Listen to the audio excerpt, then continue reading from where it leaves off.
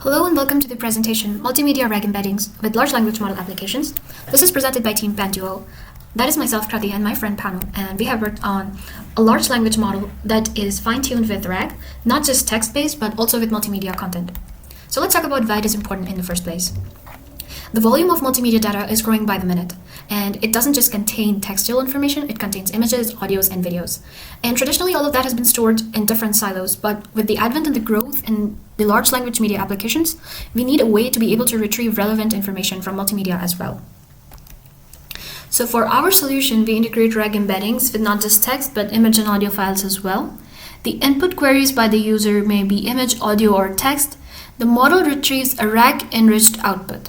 Its answers are supported by audio, images, and text, and it also cites sources to ensure credibility. Let's look at a video demonstration. So here's our interface for our research assistant, which can retrieve multimedia content for us. Here we can enter text queries and what is attention in the context of large language models, and we can also add some multimedia content for it. And here you have audio file. Attention is all you need audio. This is in the system already, so it should get some good result. Let's see. Yes, the model is pondering, and we got some voice results. And yes, the model is generating response based on the content retrieved below. Here we can see the model generates the answer and even cites the content below. And these are the articles from ArXiv. And here's the hit score in the files embeddings. And these are test files, just both files for audio and images. And here's our attention is all you need audio file, which we entered in the query. And it has 5 scores, 1.0, so it's the max score. And yes, nice hit. And it also can retrieve video content from YouTube, from channel called 3 Blue 1 Brown. So you can find the link for our project on the screen, the GitHub link. Okay, let's talk about the key challenges that come with the project. So processing images in different formats is definitely a challenge, and you always need to maintain the ID to document mappings even after you've embedded your information, the multimedia content in the phase index, because the model not only needs to retrieve the ID, but it also needs to retrieve the right multimedia content. So you have to always maintain a mapping. Even after you've done and you want to integrate more content, you need to add the same mapping.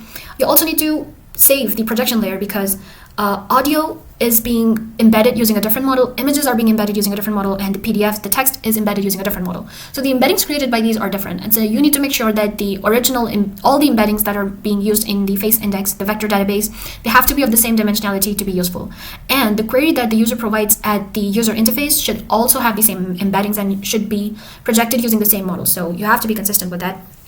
You also have to generate high-quality embeddings that preserve the semantic meaning of the information that you're adding. And of course, multimedia requires a lot of compute resources. There has to be a good evaluation metrics for this, and of course, scalability, because there is huge data volumes when it comes to multimodal embeddings. For the technical implementation, this is the process flow. The dataset that we have taken is from ArXiv Dataset from Kaggle and some audio research papers. From the PDF, you take out the metadata and the transcripts and the images. You embed those. You embed the audio, and you make sure that the embeddings are the same. After that, you save the projection layer, save the embeddings, create the index, and use the RAG model using LangChain, and provide the context to LLM before answering. The provided content from the face database that goes into the LLM depends upon the user query that is being provided. And based on that relevant content, the LLM finally generates a response and provides the multimedia output. These are the resources that we have used, and the models, the front end and the back end.